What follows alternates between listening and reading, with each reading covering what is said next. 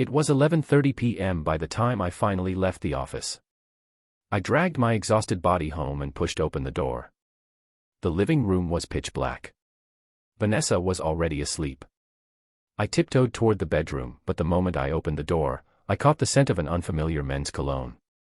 It was faint, but my sense of smell has always been sharp. Vanessa was sleeping on her side, her smooth back facing me. She usually sleeps flat on her back. Why the change in position tonight? I crept to the side of the bed and saw the sheets were a mess. On the pillow, there were a few short hairs. Not Vanessa's. Her hair was long and chestnut brown. These were short and black. My heart started hammering against my ribs. I pulled out my iPhone, turning on the flashlight. The strands of hair were jarringly obvious in the bright beam. "Marcus, you're home," Vanessa mumbled, rolling over drowsily. "Yeah, just got in." "You went to bed early," I said, trying to keep my voice steady. "Just a long day." "I was tired," she said with a yawn. "You should get some sleep too. You have work in the morning." I nodded and went to the bathroom to shower. Standing under the showerhead, the cold water blasting my scalp, my mind was unnervingly clear. The cologne, the hairs, Vanessa's unusual sleeping position. It all pointed to a single ugly fact I didn't want to admit. Vanessa and I have been married for 3 years, and she's never given me any reason to think she'd cheat. But tonight, everything made me doubt. When I came out of the shower, Vanessa was fast asleep again. I lay down in bed, tossing and turning, unable to sleep. At 2 a.m., I quietly got up and went to the living room to check the security camera feed. I installed the system last year, mainly for security. Vanessa knew all about it.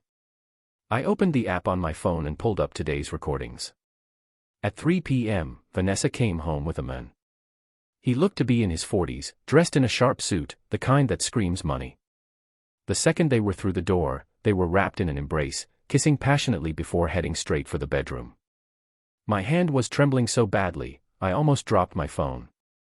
The recording continued. 2 hours later, the man left.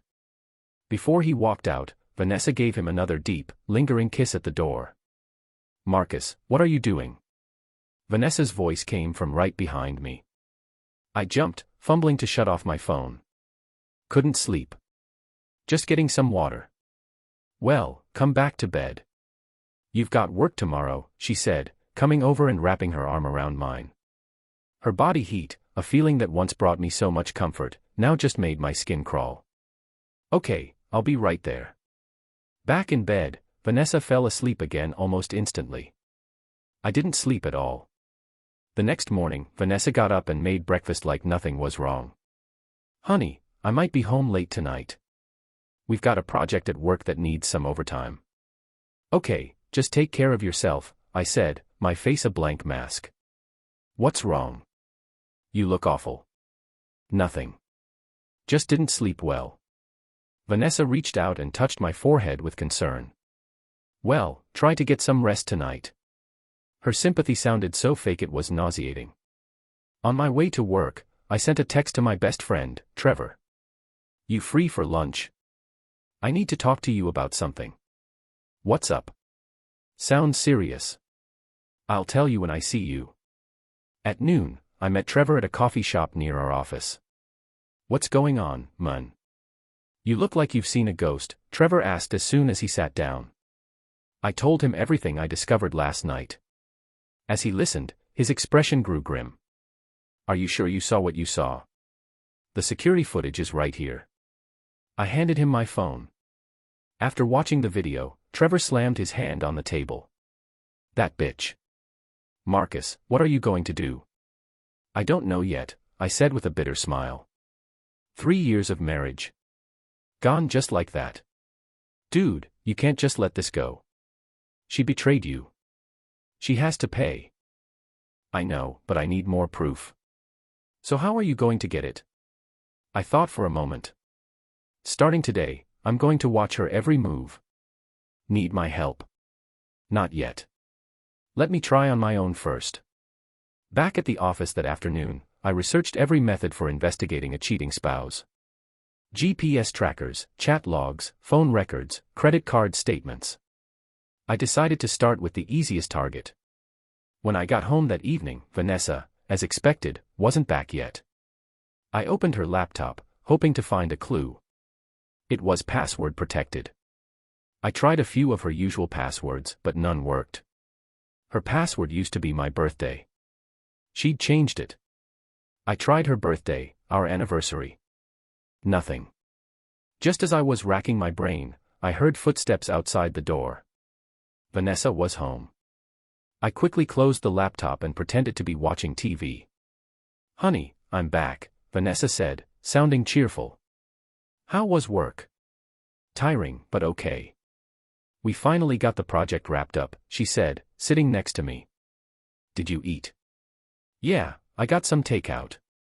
"Good, because I'm too tired to cook. I'm going to take a shower." I used the opportunity to check her purse. Inside, I found a hotel receipt dated for 4 p.m. today. The Belmont Grand Hotel, a deluxe suite. The charge was $800. I took a picture of the receipt with my phone, then placed it exactly where I found it. Vanessa came out of the bathroom wearing a sexy nightgown. "You work so hard today, honey," she cooed, wrapping her arms around me. But the thought of her touch made me feel sick. "I'm pretty tired. I think I'm just going to turn in." "Okay, let's go to bed then." Lying in bed, Vanessa was out in minutes, but I stayed up, phone in hand, and started digging into the identity of the men from the video. I took a few clear screenshots from the security footage. Then, using reverse image search, I finally got a hit. The man's name was Damien Crawford. He was the CEO of Vanessa's company, 42 years old, married with a son.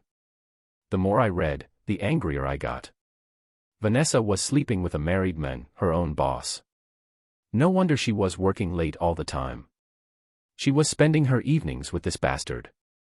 I saved screenshots of all of Damien Crawford's information.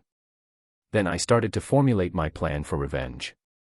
If she wanted to betray me, she shouldn't be surprised when I show her no mercy. I was going to make her pay the price. The next morning, I went to work as usual, but my mind was anywhere but on my job. I needed to get more evidence. At lunch, I told my manager I had a bank appointment, but instead, I drove straight to the Belmont Grand. "Hi, I was hoping to check the registration records for yesterday afternoon," I said to the woman at the front desk. "Sir, for guest privacy, we can't release that information." "I understand," I said, launching into my prepared story. "It's just that my wife lost her wallet yesterday, and we think she might have left it here. If you can provide a room number, I can have housekeeping check for you." I don't know the room number, but I know the approximate time. It was around 4 p.m.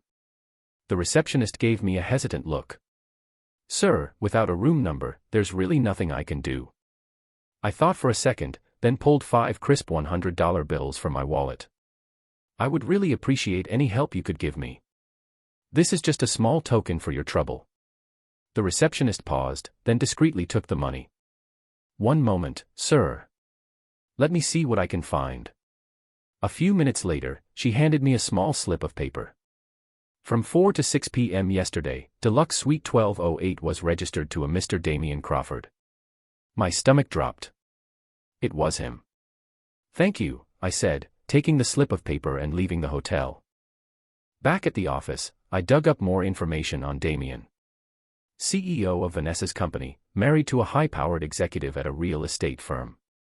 They'd been married for 15 years and had a son in high school. On the surface, they looked like the perfect happy family. But Damien Crawford was cheating on his wife. I found his wife's contact information online and considered telling her the truth right then and there. But I stopped myself. The time wasn't right. I needed more. I needed irrefutable proof. That afternoon, I managed to get my hands on Vanessa's iPhone. While she was in the restroom, I scrolled through her message history. Just as I expected, it was filled with flirtatious, explicit texts between her and Damien. "Baby, how did you enjoy this afternoon? It was amazing. You're incredible. Next time, we'll go somewhere even nicer. As long as I'm with you, I don't care where we go." Reading their sickeningly sweet messages, I almost lost control right there. I quickly took screenshots of the entire conversation. Then I found something even more shocking. They had been having this affair for over 6 months, and Vanessa had been asking him for money. "Honey, I saw the most beautiful handbag. It's $3,000. Whatever my baby wants, my baby gets." I remembered. 2 months ago, Vanessa had bought a ridiculously expensive handbag. She told me at the time she'd used her bonus money. It was a lie. It was from him. I kept scrolling back through their chat history. What I found next made my blood boil. My husband is so annoying. Marcus, he's so clingy all the time. Don't worry, baby. When the time is right, you'll just divorce him. Then we can finally be together out in the open. But what about your wife? She's just a formality at this point. Marcus is just a coder. What kind of future can he give you? You're wasting your best years with him. My hand was shaking. So that's what she thought of me. A programmer with no future. She was already planning to divorce me to be with Damien Crawford. I took a deep breath, forcing myself to stay calm. No sudden moves. Stay focused. I was going to make them pay a total and complete price. Just then, Vanessa came back from the restroom. "Marcus, what are you doing with my phone? A call came in while you were gone." I answered it, I said nonchalantly, handing the phone back to her. "Who was it?" "A telemarketer selling insurance." She didn't seem suspicious. She took her phone and went back to work. My mind, however, was racing, plotting out how I would bring their world crashing down. When we got home that night, Vanessa announced she had to work late again. "Honey, I have to go back out. Damien said there's an important project we need to discuss." "Okay, just take care of yourself," I said, my voice flat. The moment she was gone, I sprang into action. I got in my car and followed her, wanting to see where they were going tonight. Vanessa drove to an upscale steakhouse downtown. I watched from a distance as Damien Crawford waited for her by the entrance. The moment they saw each other, they embraced and kissed, not caring who saw them. I raised my phone and recorded the entire scene. They went inside. I followed, taking a table in a dark corner where I could see them without being seen. Damien ordered a parade of expensive dishes for Vanessa. They laughed and talked, and she was so gentle and attentive. A completely different person from the woman I lived with. I kept my phone recording, capturing every single moment. After dinner, they went to a nearby hotel. I didn't follow them in this time. I knew exactly what they were going to do. I waited outside the hotel for 2 hours. At 10:30 p.m., they finally came out. Damien walked Vanessa to her car in the garage, where they shared another long, dramatic goodbye. I recorded it all. Back home, I organized all the evidence I had collected. The text messages, the hotel registration, the videos from tonight. The chain of evidence was complete. It was ironclad. Now it was time to act. I opened my laptop and started drafting a detailed report. The subject line, regarding the adulterous affair between CEO Damien Crawford and his subordinate Vanessa Hayes. I was going to send this file to Damien Crawford's wife. Let her see what kind of man her husband truly was. At the same time, I was going to send it to their company's board of directors. Let them know about their CEO's moral failings. And I was also going to send it to Vanessa's parents. Let them know what their daughter had been up to. After I finished compiling the document, I checked it one more time. Every detail had to be perfect. Tomorrow, my counterattack would begin. Vanessa, Damien, just you wait. Betrayal comes at a cost, and that cost is going to be far higher than you could ever imagine. The next morning, Vanessa got up and went through her usual routine. "Honey, I'll probably be late again tonight," she said, applying her makeup in the mirror. "More overtime?" I asked, feigning ignorance. "Yeah, we're just swamped with projects right now," she replied without looking at me. I watched her meticulously put on her face, and a cold sneer formed in my heart. An hour every morning to look good for Damien Crawford. She never put in that kind of effort when she was just at home with me. "Well, don't work too hard," I said, faking concern. "I know," she said, grabbing her purse. "Oh, and you're on your own for dinner tonight?" The second the door closed behind her, I was on my computer. The files I prepared last night were ready to go. First, I found the email address for Damien's wife. Her name was Patricia Monroe, a VP at a major commercial real estate firm. I sent her an email with the subject line, "Important information regarding your husband, Damien Crawford." The body of the email was brief and to the point. I let the attachments do the talking, screenshots of the texts, scans of the hotel records, the videos. Nothing was left out. After sending the email to Patricia, I found the contact information for Damien's company's board of directors. The chairman was an old-school, principled man named Gerald Thompson. I sent the same package of evidence to the board as an anonymous whistleblower report. The subject, report regarding CEO Damien Crawford's violation of professional ethics. In the corporate world, an executive's moral character is a serious matter. An affair with a subordinate, in particular, could be a massive blow to the company's image. Next, I sent the files to Vanessa's parents. They were traditional people who valued family and integrity above all else. Knowing their daughter had done something like this would infuriate them. Finally, I prepared one last, even more detailed file. I was saving that one for the right moment, to be sent to all of Vanessa's colleagues. Let them all know exactly how she'd been climbing the corporate ladder. After sending the last email, a wave of relief washed over me. The first phase of my revenge was underway. At 10 a.m., my phone rang. It was an unknown number. "Hello, may I speak with Marcus Hayes?" "This is he." "Who's calling?" "My name is Patricia Monroe." "I'm Damien Crawford's wife," she said, her voice eerily calm. "I received your email." My heart skipped a beat. I hadn't expected her to contact me so quickly.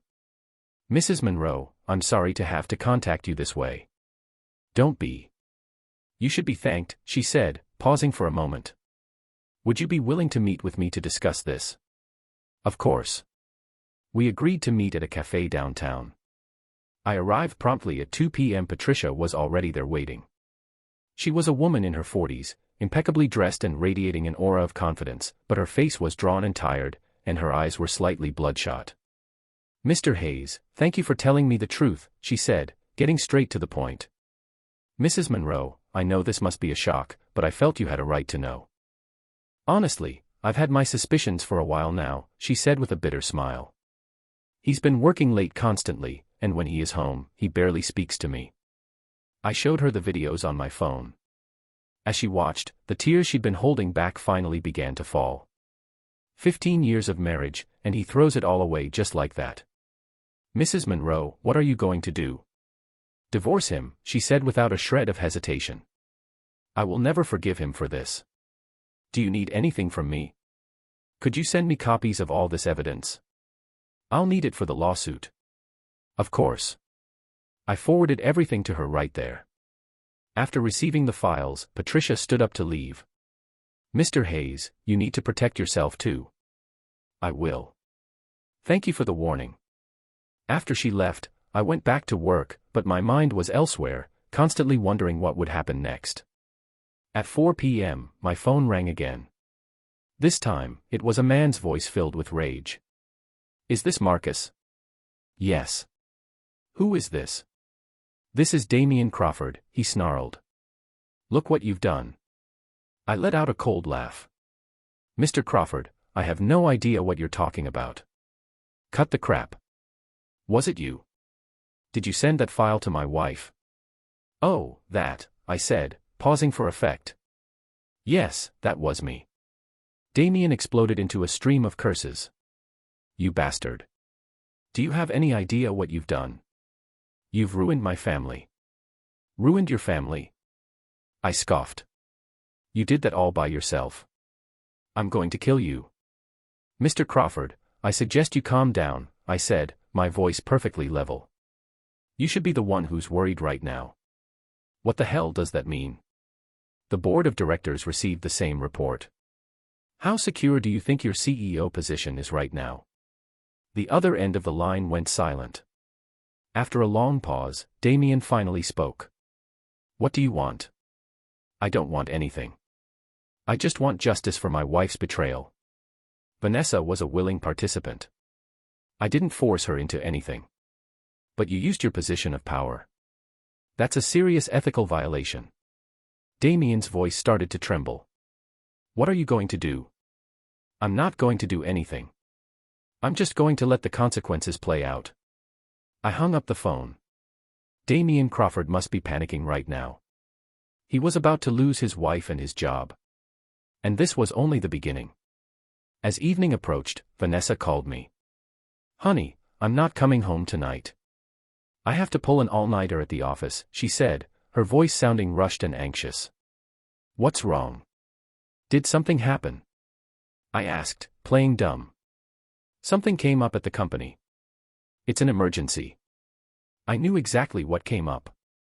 The board must have already confronted Damien, and Vanessa, as a key party in the scandal, would have been called in for questioning as well. Okay, well, take care of yourself. Don't get too stressed. I know. I got to go. She hung up. I immediately began the second phase of my plan. Since Vanessa wasn't coming home tonight, I had plenty of time to pack up her things. When she finally returned, she would be walking into a new home, a home where she no longer had a place. I was going to show her exactly what the price of betrayal was. Vanessa finally came home the next morning. She looked like a wreck, haggard, eyes red and swollen from crying. The moment she stepped inside, she knew something was wrong. Where are my things? She asked, staring at the empty closet. Packed. They're by the door, I said, pointing to the suitcases lined up in the entryway. Vanessa stared at me for a few seconds, then rushed over and grabbed my arm. Marcus, was this you? Are you behind all this? Behind what? I don't know what you're talking about, I said calmly. Everyone at the office is talking about me and Damien. Did you do this? I looked at her hysterical face without a shred of pity. Vanessa, when you do something wrong, you have to face the consequences. What did I do wrong? I didn't do anything wrong. She was still trying to deny it.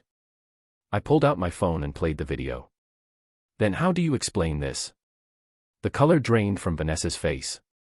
You followed me. I just wanted to know what my wife was up to. Vanessa collapsed onto the sofa, tears streaming down her face. Marcus, I'm sorry. I was wrong. I was so wrong. Is sorry supposed to fix anything now?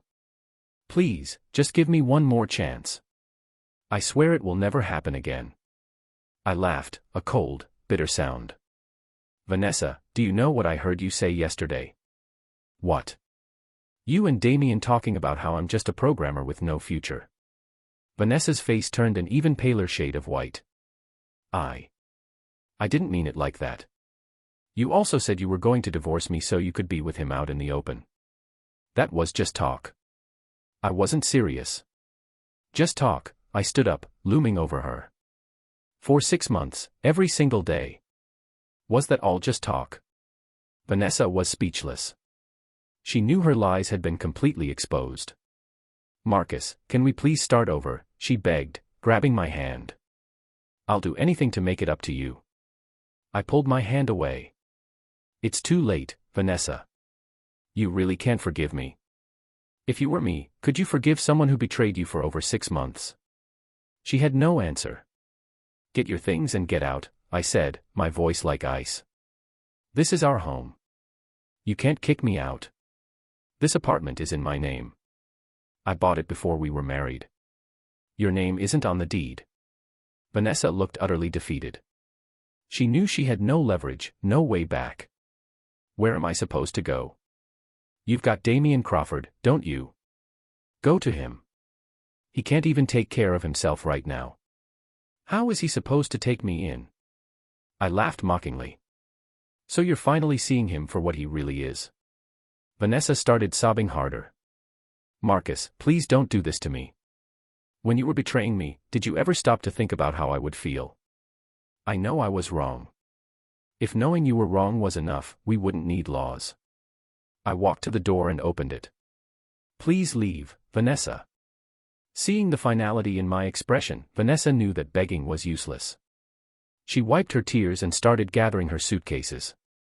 Half an hour later, she was dragging her luggage toward the door. Marcus, I'm not giving up, she said, pausing in the doorway. I'm going to find a way to save our marriage. Whatever you want, I said coldly. But you're never coming back to this home. With that, I shut the door. Through the window, I saw her standing on the sidewalk for a long time, frantically making calls, probably looking for a place to stay. I took out my phone and texted Trevor. Phase 1 complete. She's out of the house. Damn, man. You're ruthless. What's next? Now we just watch the show. That afternoon, I got a call from my company's HR department. Mr. Hayes, we need to confirm something with you. What is it? It's regarding the employment of your wife, Vanessa Hayes. What about her? She has been terminated from the company. I felt a surge of triumph but kept my voice steady, feigning shock. What? Violation of company policy. An inappropriate relationship with a superior. What about Damien Crawford? Mr. Crawford has also been removed from his position by the board of directors. After I hung up, I couldn't help but let out a laugh. In a single day, Vanessa had lost her home and her job. She had nothing. And Damien Crawford had lost his job and his family. This was the price of betrayal. That evening, I was cooking dinner when the doorbell rang. I opened it to find Vanessa's parents. Marcus, we heard you and Vanessa had a fight, Vanessa's mother asked. It was clear Vanessa hadn't told them the truth yet. Yes, we did, ma'am. It's normal for young couples to have disagreements, her father said. Where's Vanessa now? I handed them my phone. You should see for yourselves. On the screen were the text messages between Vanessa and Damien. As they read, the color drained from their faces, replaced by a deep, angry flush. That ungrateful child, her father seethed, stamping his foot. Marcus, we are so sorry. We failed to raise her right, her mother said, her eyes welling with tears. Ma'am, this isn't your fault. We support you divorcing her, her father said through gritted teeth. We don't want a daughter like that. After Vanessa's parents left, I felt even more vindicated. Even her own family wasn't on her side. Who could she possibly turn to now? Later that night, I got a call from Patricia Monroe. Mr. Hayes, thank you again for the evidence. How are things going? My lawyer says I have an airtight case. I'll not only get the divorce, but I should be able to secure the majority of our assets. That's great news. Damien is acting like a madman. He won't stop calling, begging me to forgive him. Will you? Never, she said, her tone firm. Betrayal is betrayal. There are no second chances for that. After hanging up, I started thinking about the next phase. Vanessa and Damien had already paid a heavy price, but it wasn't enough. I needed them to understand the true devastating consequences of betraying someone. Especially Vanessa. She had made me suffer for so long. Now it was her turn, and her suffering had only just begun. A week later, I ran into Vanessa at the mall. She had lost a lot of weight. Her hair was a mess, and she was wearing cheap, worn-out clothes. The polished, sophisticated woman she used to be was completely gone. Her eyes lit up when she saw me, and she hurried over. Marcus, I finally found you. What do you want? I asked coolly. I need to talk to you. I glanced at my watch. Fine. You have 10 minutes. We sat down at a coffee shop inside the mall. Vanessa ordered the cheapest coffee on the menu. Marcus, I've done a lot of thinking this past week, and I know I hurt you, and I'm willing to spend the rest of my life making it up to you. I let out a derisive laugh. Make it up to me with what? You have nothing. I could get a new job. We can start over. Vanessa, do you honestly think that's possible? Why not? We used to be so in love. Then why did you cheat on me? She looked down, mumbling, I wasn't thinking clearly. It was a mistake. A mistake. I scoffed. Or are you just blinded by his money? No, that's not it. I really do love you. You love me. Is that why you were sleeping with another man? My words were blunt, and a deep blush spread across her face. It was a moment of weakness. A moment that lasted for 6 months. Vanessa was speechless. It's over, Vanessa. You need to accept it. I won't accept it, she said, suddenly grabbing my hand. We're not divorced yet. Legally, I'm still your wife. I yanked my hand away. Then we'll go file the papers tomorrow. I won't agree to a divorce. It doesn't matter if you agree. I have more than enough evidence of adultery. Tears started streaming down her face again. Marcus, please just give me one more chance. A chance?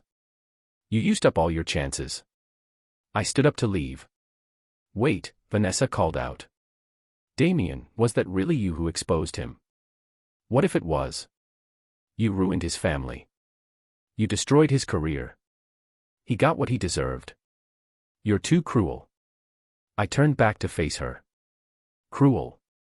Vanessa, do you have any idea how I felt the moment I found out the truth? She said nothing.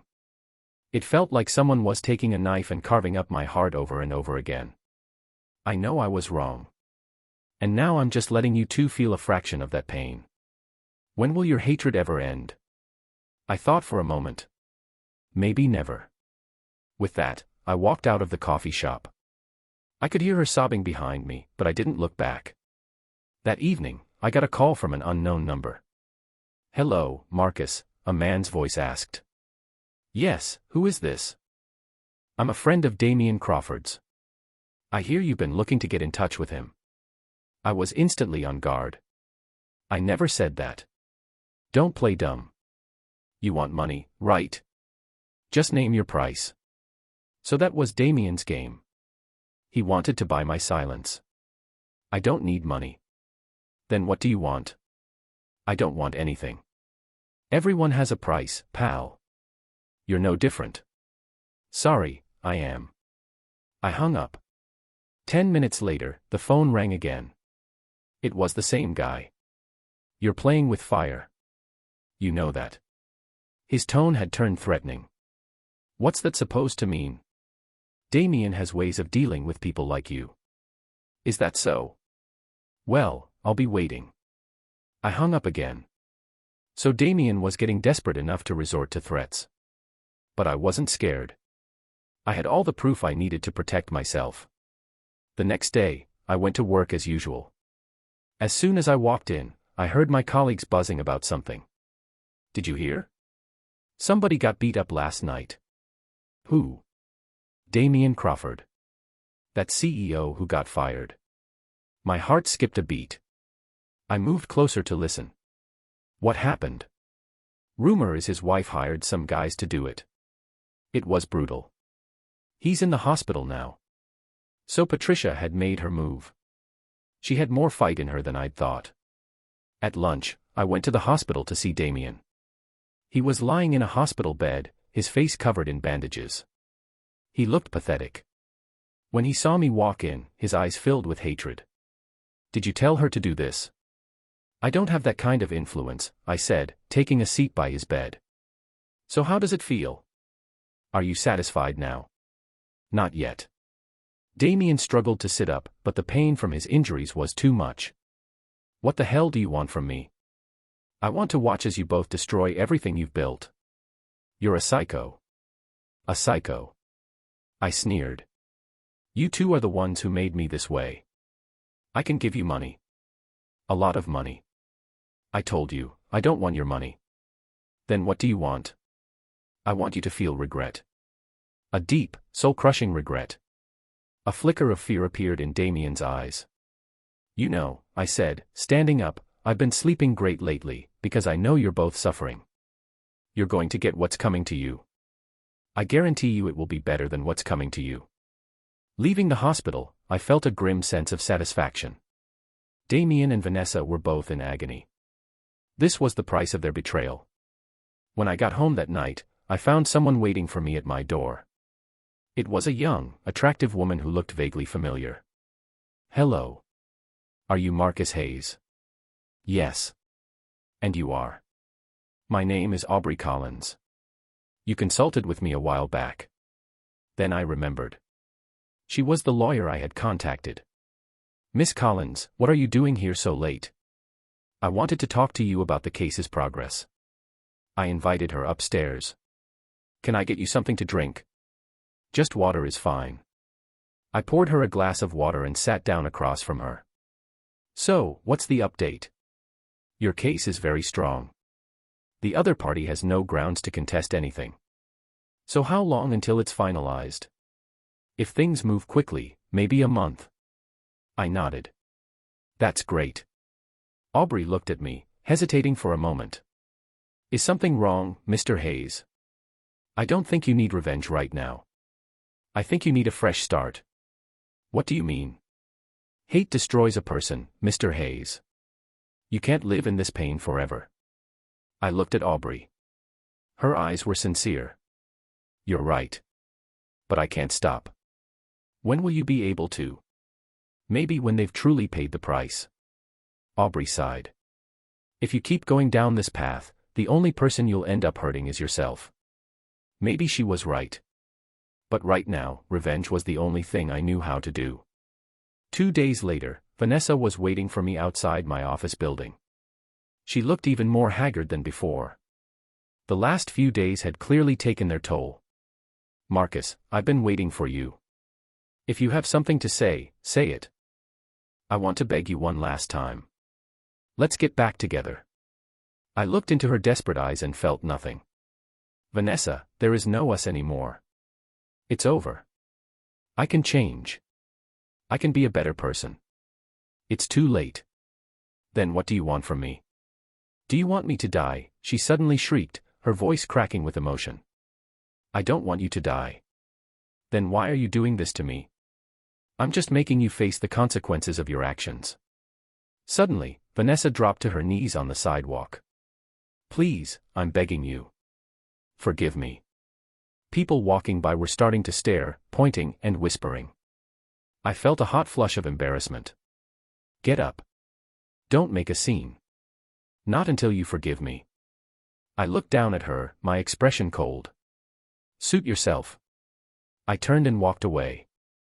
I could hear her crying and shouting my name behind me, but I didn't look back.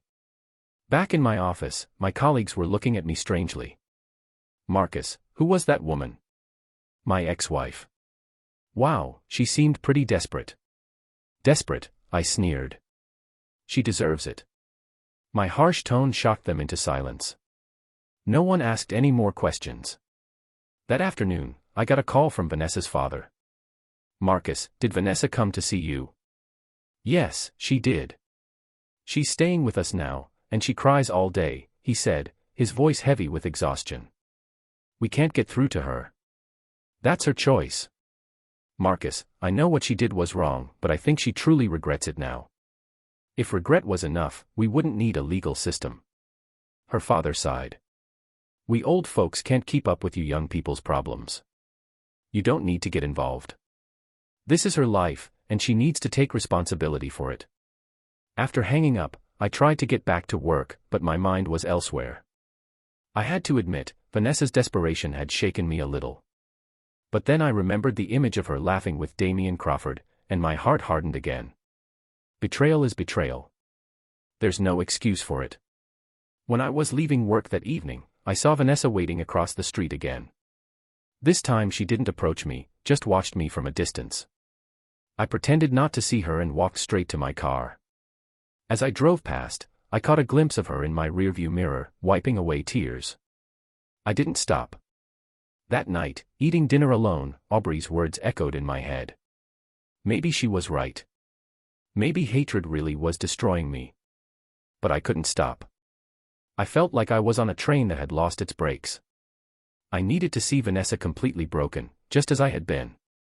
Just then, my doorbell rang. I opened it to find Aubrey standing there. Miss Collins, you're here again. I was worried about you, she said directly. Worried about what? That you're being consumed by your anger. I let her in. You don't need to worry about me. I'm fine. Are you really? She asked, studying my face. Your eyes are full of hatred. I had no response. She was right. For weeks, hatred was all I had felt. Mr. Hayes, what kind of person were you before all this? What do you mean? I mean, before this happened, who were you? I thought for a moment. A regular guy. I worked hard. I was a good friend, a good husband. Do you want to be that person again? I can't, I said with a bitter laugh. After something like this, you change. So you plan to be like this forever? I don't know. Aubrey looked at me, her gaze gentle. You know, the first time I met you, I could tell you weren't the kind of person who seeks revenge. People change. But their core nature doesn't, she said, standing up. Mr. Hayes, I hope you can find your way back to the person you really are. After Aubrey left, I sat alone in my living room for a long time. Her words had forced me to reflect. Was getting revenge on Vanessa really making me happy? Over the past few weeks, I had certainly watched her suffer, but it hadn't brought me any peace. In fact, I felt angrier, more miserable than ever. Maybe Aubrey was right. Maybe this hatred was destroying me. But still, I couldn't stop. I needed to see Vanessa completely defeated, utterly remorseful. Only then, I thought, would the fire inside me finally burn out. The next morning, I walked into the office and heard the news. Damien Crawford had attempted suicide last night. He had been found in time and rushed to the hospital, but he was in critical condition. The news left me with a complicated mix of feelings. I never thought he would go that far. At lunch, I went to the hospital to see him. He was in the ICU, looking frail and weak. Through the glass, I stared at the man who had once been a powerful, untouchable CEO. Now he was just a broken middle-aged man. Are you a friend of Mr. Crawford's? A nurse asked me. Something like that. He's in a very delicate state. If you have time, you should visit him often. I nodded but didn't go in. Seeing Damien's fate made me question my own actions. Had my revenge gone too far? But then I thought of Vanessa's betrayal, and my resolve hardened. They deserve this. When you betray someone, you have to face the consequences, even if those consequences are fatal. It's a choice they made. Leaving the hospital, my mind was a mess. My revenge was almost complete, but I didn't feel the victory I had expected. Instead, all I felt was a profound, soul-crushing emptiness. News of Damien's suicide attempt spread quickly. Vanessa heard about it too. She came to find me that night, looking more frantic than ever, her eyes wide with terror. Marcus, Damien tried to kill himself. I know.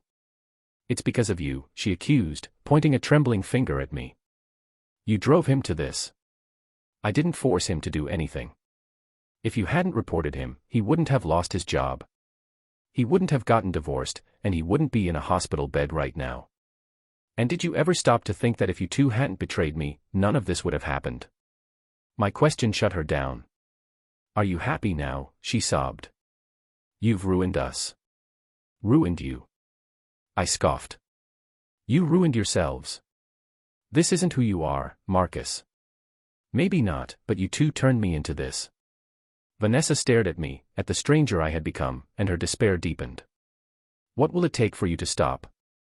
I haven't done anything to you. I just exposed the truth. Exposed the truth. This is revenge. So what if it is? I finally admitted. When you were cheating on me, did you ever once think about how I would feel? We know we were wrong. And is that supposed to be enough? Vanessa suddenly rushed forward and threw her arms around me. Please, just stop this. Damien is already on the verge of death. What more do you want from me? I pushed her away. I don't want anything from you. Then why won't you forgive me? Because I can't. It was the first time I'd said it so plainly. Vanessa froze. You really can't. No, I can't. So there's really no chance for us? No chance. Tears streamed endlessly down her face. Marcus, I regret it so much. Does regret change anything? Then what do I have to do to earn your forgiveness? There's nothing you can do. Vanessa was completely broken. She looked at me, her eyes filled with a pain that mirrored my own. Okay, she said, wiping her tears. I understand. Her voice was calm now, resigned. Marcus, I won't bother you anymore. You figured it out? I have, she said quietly. Let's get a divorce. Hearing those words, I felt a strange, complicated pang in my chest. Are you sure? I'm sure. We could go tomorrow. The next day, we met at the county courthouse. The process was quick and impersonal. In less than an hour, it was done. The moment the clerk handed us the final decree, a heavy silence fell between us. 3 years of marriage, erased with a signature. Marcus, thank you, Vanessa said suddenly. For what? Thank you for forcing me to see who I really am. I looked at her, unsure of what to say. I know I don't deserve your forgiveness, she continued, but I hope you can let go of the hate and find a new beginning. You don't have to worry about me. I'm going to leave the city, start over somewhere else. That sounds like a good idea. Vanessa gave me one last look, then turned and walked away. Watching her go, my heart was a tangled mess of emotions. My revenge was complete, but I didn't feel the triumph I had craved. I left the courthouse and walked aimlessly through the streets. Without realizing it, I found myself in front of the restaurant we used to go to for special occasions. Through the window, I could see couples laughing and talking, looking happy and in love. I remembered when Vanessa and I were like that, right after we got married. We were so happy then. But now it was all over. I pulled out my phone and called Trevor. Hey man, is it done? Yeah, just finalized the divorce. So how does it feel? Are you celebrating? I don't know. What do you mean you don't know? I don't know. Trevor was quiet for a moment on the other end. Dude, you want to go grab a beer? Yeah. That night, Trevor and I sat at a bar. You don't seem very happy, man. I don't know why. You got your revenge. You should be thrilled. But I'm not. Trevor looked at me thoughtfully. Maybe you still love her. No way, I said, shaking my head vehemently. How could I still love a woman who betrayed me like that? Then why aren't you happy? I thought about it, but I didn't have an answer. It was true. My revenge was complete. Vanessa had paid the price, but my heart felt empty, hollowed out. Maybe you just need a fresh start, Trevor said. A fresh start? Yeah. Find a new girlfriend. Get back out there. I shook my head. I don't want to date anyone right now. Then what do you want to do? I don't know. It was the third time I'd said, I don't know, that night, and it was the truth. I had no idea what to do next. My revenge was over, but life had to go on. I just didn't know how. You can't stay like this forever, man, Trevor said, clapping me on the shoulder. You've got a long life ahead of you. You have to look forward. I know, but I can't right now. Then take your time. You'll get there eventually. After a few more drinks, I went home alone. The apartment was empty and silent. It felt suffocatingly lonely. When Vanessa was here, even though we were fighting, at least there was another person in the house. Now there was nothing. I lay in bed, thinking about what Aubrey had said. Maybe she was right. Maybe I needed to find my way back to the person I used to be. But I didn't even know who that person was anymore. Revenge had changed me, twisted me into someone I didn't recognize. And now that it was over, what was I supposed to do? I thought about that question for a long time, but no answer came. The next morning, I got an unexpected phone call. It was from Aubrey. Mr. Hayes, I heard you finalized your divorce. Yes, it was finalized yesterday. Congratulations. What's there to congratulate? You can finally start over. I let out a bitter laugh. Easier said than done. Well, would you be interested in getting out for a bit? Getting out? Yes. A change of scenery might do you some good. I thought about it. The alternative was sitting at home staring at the walls. Okay. An hour later, Aubrey picked me up. She was dressed in casual clothes and looked bright and energetic. Where are we going? It's a surprise. You'll see when we get there. We drove out of the city and into the suburbs. Half an hour later, we arrived at a beautiful park by the lake. This place is nice, I said, getting out of the car and looking out at the water. I come here often to clear my head, Aubrey said. When I'm feeling down, Just looking at the lake helps calm me. We walked along a path by the shore. The sun was warm, and a gentle breeze was blowing. It was genuinely peaceful. "Mr. Hayes, how are you feeling now?" "Better than I did at home." "That's good." Aubrey stopped by a bench. "I want to talk to you about something." "What is it?" "Your future." We sat down in a gazebo overlooking the water. "Do you have any plans?" Aubrey asked. "No." "What about work? Are you going to stay a programmer?" "Probably. It's all I know how to do." "Have you ever thought about a change of scenery?" "What kind of change?" "Like moving to a different city, or starting a new career." I considered it. "I guess it's not impossible. You know, I think you'd make a great lawyer." "A lawyer?" I was surprised. "Why would you say that?" "You have a very logical mind and a strong sense of justice." "A sense of justice?" I laughed self-deprecatingly. "I just spent months plotting revenge against my ex-wife." "You call that justice?" "That wasn't revenge. That was defending your rights." "Is there a difference?" "Of course there is," Aubrey said earnestly. "Revenge is about hurting others. Defending your rights is about protecting yourself." I thought about her words for a moment. "Maybe you're right. You should consider going to law school. I could help you." "I don't know." I hesitated. "You don't have to decide right now. Just think about it." We sat by the lake for the rest of the afternoon, talking about everything: work, life, the future. Aubrey was an amazing conversationalist. Talking with her felt easy and refreshing. "It's getting late. We should head back," Aubrey said, checking her watch. "Okay." On the drive back, my mood was significantly lighter. "Aubrey, thank you for today." "You're welcome. I had a good time too." "Why are you helping me?" Aubrey thought for a moment. "Maybe it's pity. I think you're a good person who shouldn't be destroyed by hatred." "Pity. And," she hesitated, "there are other reasons too." "What reasons?" "I'll tell you someday." When we got to my apartment, Aubrey stopped the car. "Marcus, I hope you'll seriously consider what I said today." "I will." "Well, keep in touch." "I will." As I watched Aubrey's car drive away, a strange feeling washed over me. It was the first time I had felt a flicker of warmth since the divorce. Maybe it was time to start over. That night, I sat at home thinking about Aubrey's suggestion. Law school. Becoming a lawyer. The idea was completely new to me, but it wasn't out of the question. I did some research online and found that the legal field was fascinating. And after everything I had just been through, I had a much deeper appreciation for the law. Maybe this really was a new beginning. I picked up my phone and sent Aubrey a text. "Thank you for your suggestion today.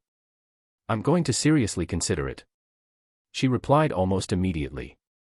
"You're welcome. If you need any help, just let me know." "Okay. Good night." "Good night." Putting down my phone, I felt a sense of peace for the first time in a long time. Maybe it was time to let the hatred go. Maybe it was time to start over. The next morning, I woke up in an unusually good mood. It had been a long time since I felt this way. I started seriously researching a career change. Law school would take a long time, but I was still young. I had time. And after everything that had happened, I had a new understanding of what justice meant. Maybe I really was suited to be a lawyer. At lunch, I took some time off from work and went to a bookstore, where I bought a few introductory law textbooks. It felt good to be learning something new again. It helped me forget about all the ugliness of the past few months. That evening, Aubrey called me. "So how's the consideration going?" "I've decided to give it a try." "Really?" "That's amazing," she said, her voice full of excitement. "But I'm going to need your help." "Of course. I'd be happy to help. So when do we start?" "Whenever you're ready." Hanging up the phone, I felt a surge of excitement I hadn't felt in years. A new life was about to begin. 2 months later, I had settled into a new routine. After my day job, I would spend hours studying law. Aubrey was an incredible tutor, always patient and willing to explain complex concepts. Our relationship grew closer with each study session. "You're making incredible progress," Aubrey said, looking over my practice questions. "Your answer to this one was perfect." "That's because I have a great teacher." "No, it's because you have a natural talent for this." We were studying in a coffee shop, and for a moment, it felt like we were a couple back in college. "Aubrey, can I ask you a question?" "Of course." "That day, you said there were other reasons you were helping me. What were they?" A faint blush appeared on Aubrey's cheeks. "Are you sure you want to know?" "I do. Because I like you." Her answer caught me by surprise, but it was a pleasant one. "Since when?" "Since the first time we met." "Why?" "I don't know how to explain it. I just had a feeling that you were a good, dependable person." I looked into Aubrey's sincere eyes and felt a warmth spread through my chest. "But I just got divorced." "I don't mind," she interrupted. "I'm willing to wait until you're ready." I reached across the table and took her hand. "Actually, you what? I kind of like you too." Aubrey smiled, a bright, beautiful smile. "So does that mean we both like each other?" "I think it does." From that day on, we started dating. Being with Aubrey made me feel the joy of love again. She was gentle, understanding, and thoughtful. Most importantly, she helped me forget the pain of the past. 3 months later, I passed the written portion of the bar exam. "Congratulations!" Aubrey exclaimed, throwing her arms around me. "I couldn't have done it without you." "No, this was all you. You worked so hard. So should we celebrate tonight?" "Of course. What do you have in mind?" "A fancy dinner, and then," I said with a mischievous grin. "And then what?" she asked, her cheeks turning pink. "And then we'll see how the night goes." We went to one of the best restaurants in the city. As we were eating, I saw a familiar figure across the room. It was Vanessa. She had lost even more weight and had cut her hair short. She looked worn down, but her spirit seemed brighter than the last time I'd seen her. She was sitting alone in a corner, quietly eating her dinner. "What is it?" Aubrey asked, noticing my distraction. "It's my ex-wife." Aubrey followed my gaze. "That's her." "Yeah. Do you want to go say hello?" I thought about it. "No, it's probably better not to." But just then, Vanessa looked up and saw me. She froze for a moment, then stood up and walked over to our table. "Marcus." "Vanessa," I said with a cool nod. "And you are?" Vanessa asked, looking at Aubrey. "My girlfriend, Aubrey." A flicker of something, pain maybe, crossed Vanessa's face, but she quickly masked it. "It's nice to meet you." "You too," Aubrey replied politely. "Marcus, congratulations on finding happiness again," Vanessa said with a forced smile. "Thanks. I heard you're studying law." "I am." "That's great. You were always so smart." The silence that followed was awkward. "Well, I won't disturb you too," Vanessa said, turning to leave. "Wait," I called out. "How are you doing?" "I'm okay. I'm working in sales for a small company now." "That's good." "Marcus, thank you." "For what?" "Thank you for helping me realize who I really am," she said, her gaze surprisingly sincere. "I'm a better person now than I was before." With that, she turned and walked away. Watching her leave, I felt a complex mix of emotions. "She's changed a lot," Aubrey said. "Yeah. Do you still hate her?" I thought for a moment. "No, I don't." "Why not?" "Because I have you." Aubrey looked at me, her eyes filled with love. "You've really let it go." "I really have." "Then we're going to be very happy together." "I know we will be." 6 months later, I passed the oral portion of the bar exam and officially became a licensed attorney. The law firm where Aubrey worked hired me as an associate. A new job, a new life, a new beginning. A year after the divorce was finalized, I was sitting in my own office at the law firm. The nameplate on the door read, "Marcus Hayes, Attorney at Law." It still felt surreal sometimes, looking at those words. I had come so far from the broken, revenge-obsessed man I used to be. Aubrey knocked on my door and peeked her head in. "Hey, you ready for lunch?" "Almost done here. Give me 5 minutes." She smiled and closed the door. Aubrey had been promoted to senior associate 6 months ago, and we were now working on several cases together. Our professional relationship was as strong as our personal one, which made every day feel like a gift. As I finished reviewing a case file, my phone buzzed. It was an email from an unfamiliar address. I opened it hesitantly. "Dear Marcus, I hope this message finds you well. I wanted to reach out to let you know that I'm doing much better now. I've been in therapy for the past year, and it's helped me understand myself in ways I never could before. I'm not writing to ask for forgiveness or to reopen old wounds. I just wanted you to know that the pain you caused me, as deserved as it was, helped me become a better person. I'm working as a sales manager now at a tech startup, and I'm actually good at it. I've learned to stand on my own 2 feet. I've also been volunteering at a women's shelter, helping others who've made mistakes rebuild their lives. I heard through mutual friends that you became a lawyer and that you're in a relationship. I'm genuinely happy for you. You deserve all the happiness in the world. Thank you for being the mirror that forced me to see who I really was. I hope you found peace. Best wishes, Vanessa." I read the email twice, then sat back in my chair. A year ago, receiving a message from Vanessa would have sent me into a spiral of anger and resentment. Now, I felt nothing but a distant sense of closure. "Everything okay?" Aubrey asked, returning to my office. "Yeah," I said, showing her the email. "It's from Vanessa." Aubrey read it carefully. "How do you feel about it?" "Honestly, I'm glad she's doing better. I think we both needed that chapter to close so we could move forward. Are you going to respond?" I thought about it for a moment, then shook my head. No. Some doors are better left closed. She's found her path, and I've found mine. That's enough. Aubrey walked around the desk and wrapped her arms around me. "I'm proud of you. You've come so far. I couldn't have done it without you." "Yes, you could have. But I'm glad you didn't have to." That evening, Aubrey and I went to Trevor's birthday party. He had gotten engaged to his longtime girlfriend, Maya, and the celebration was in full swing when we arrived. "Marcus, my man," Trevor shouted, pulling me into a bear hug. "And the beautiful Aubrey. Come in, come in." The party was filled with friends, laughter, and good food. As I looked around the room, I realized how much my life had changed. A year ago, I was consumed by hatred and revenge. Now, I was surrounded by people who genuinely cared about me, and I was building a future I could be proud of. "Speech. Speech," someone shouted, and Trevor reluctantly stood up. All right," he said, raising his glass. "I just want to say thank you all for being here tonight.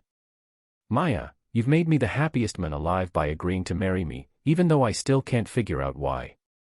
Everyone laughed. But seriously, life is too short to hold grudges or live in the past. My best friend Marcus taught me that. He gestured toward me. A year ago, he was in the darkest place I'd ever seen him. But he fought his way back, and now look at him. Successful lawyer, beautiful girlfriend, and most importantly, he's happy. So here's to new beginnings, second chances, and finding the courage to move forward. Cheers. Everyone raised their glasses. Cheers. As I clinked glasses with Aubrey, I felt a profound sense of gratitude. Trevor was right. I had fought my way back from darkness, and the journey had been worth it. Later that night, as Aubrey and I walked home under the stars, she took my hand. "Marcus, there's something I want to talk to you about." "What is it?" "I've been thinking about our future." My heart skipped a beat. "What about it?" "I know we've only been together for a little over a year, but I feel like I've known you forever. You're my best friend, my partner, and the person I want to build a life with." I stopped walking and turned to face her. "Aubrey, are you saying what I think you're saying?" She smiled, her eyes shimmering with emotion. "I'm saying that when you're ready, I want to spend the rest of my life with you." I pulled her close and kissed her. "I'm ready now." "Are you sure?" "I don't want to rush you." I've never been more sure of anything in my life. You saved me, Aubrey. You helped me find myself again when I thought I was lost forever. You saved yourself, Marcus. I just reminded you of who you really were.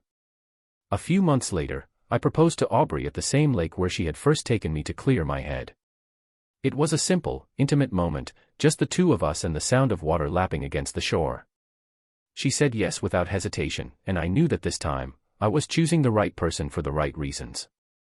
As we drove back to the city, engaged and planning our future together, I thought about how far I had come.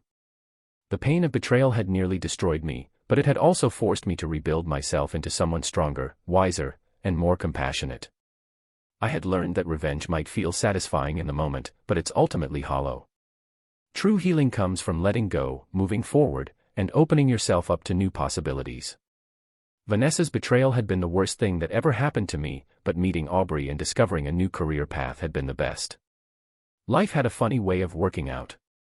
A year after the divorce, I was no longer the broken man consumed by hatred. I was Marcus Hayes, attorney at law, fiancé to an incredible woman, and most importantly, someone who had found peace. The scars would always be there, reminders of what I'd been through, but they no longer defined me. I had chosen to move forward, and in doing so, I had found something I thought I'd lost forever, hope for the future and the capacity to love again. And that, I realized, was the greatest revenge of all. Not hurting the people who hurt you, but living well and finding happiness despite what they did.